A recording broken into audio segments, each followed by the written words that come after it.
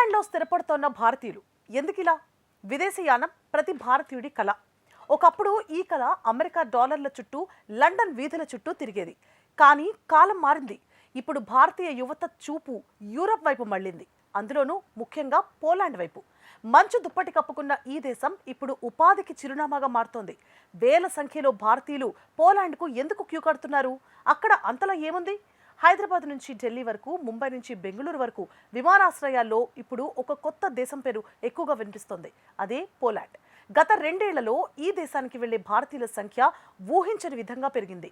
కేవలం ఐటీ నిపుణులే కాదు, సామాన్య కార్మికులు కూడా పోలాండ్ వైపు మొగ్గు చూపుతున్నారు. గతేడాది సుమారు 2 లక్షల మందికి పైగా భారతీయులు పోలాండ్ వర్క్ పర్మిట్ల కోసం దరఖాస్తు చేసుకున్నారంటే పరిస్థితి ఎలా ఉందో అర్థం చేసుకోవచ్చు. యూరోపియన్ యూనియన్లో పోలాండ్ ఇప్పుడు ఒక ఆర్థిక శక్తిగా ఎదుగుతోంది. జర్మనీ, ఫ్రాన్స్ వంటి దిగ్గజ దేశాలు ఆర్థిక మందగమనంతో ఇబ్బంది పడుతుంటే పోలాండ్ మాత్రం స్థిరమైన వృద్ధిని నమోదు చేస్తోంది.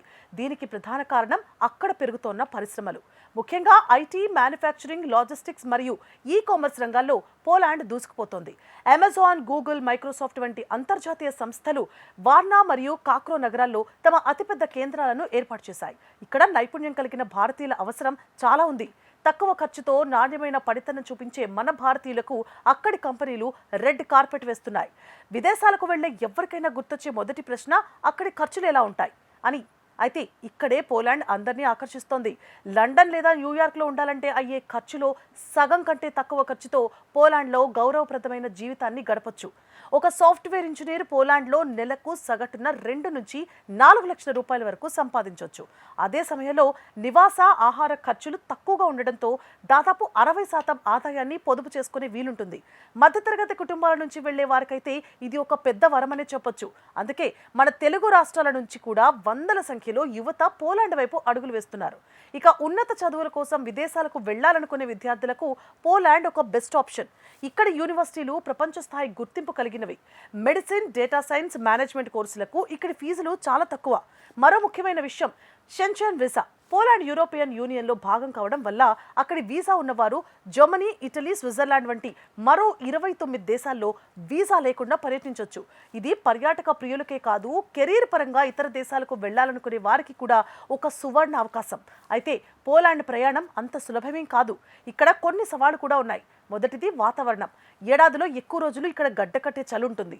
మన వాతావరణానికి అలవాటు పడ్డ భారతీయులకు ఇది కొంత ఇబ్బందే. రెండవది భాష. పోలాండ్లో అధికారిక భాష పోలిష్. కార్యాలయాల్లో ఇంగ్లీష్ నడిచినా బయట సామాన్యులతో మాట్లాడాలి అంటే పోలిష్ భాషపై కనీస అవగాహన ఉండాలి. ఇది నేర్చుకోవడం కొంత కష్టంతో కూడుకున్న పని. ఇక మూడవది ఆహారం. మనకు కావలసిన సుగంధ ద్రవ్యాలు దొరికినా బయట దొరికే ఆహారం మన రుచులకు భిన్నంగా ఉంటుంది. ఇవన్నీ తట్టుకోగలిగిన వారే అక్కడ స్థిరపడగలరు. చివరిగా ఒక ముఖ్యమైన విషయం, పోలాండ్ క్రేజ్ పెరుగుతోన్న తరుణంలో కొంతమంది మోసపూరిత ఏజెంట్లు అమాయక యువతను టార్గెట్ చేస్తున్నారు. డ్రైవర్ ఉద్యోగాలు, హెల్పర్ ఉద్యోగాల పేరిట లక్షలు వసూలు చేసి నడి రోడ్డుపై వదిలేస్తున్న ఘటనలు చూస్తున్నాం. ఏ దేశం వెళ్ళినా సరే అధికారిక వీసా నిబంధనలు తెలుసుకోండి.